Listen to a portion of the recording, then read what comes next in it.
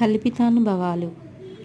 ఉపాధ్యాయుడు ఒక విషయాంశానికి సంబంధించిన నమూనాను బోధనలో ఉపయోగించడం వల్ల విద్యార్థి పొందే అభ్యసన అనుభవాన్ని కల్పితానుభవం అంటారు.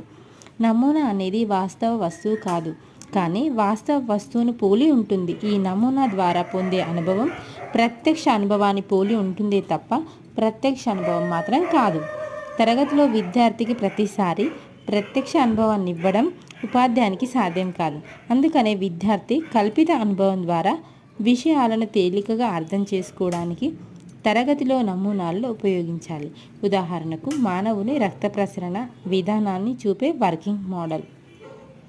కల్పితానుభవాలలో ఉపాధ్యాయుడు ఒక విషయాంశానికి సంబంధించిన నమూనాను బోధనలో ఉపయోగించడం వల్ల విద్యార్థి పొందే అభ్యసన అనుభవాన్ని కల్పితానుభవం అంటారు.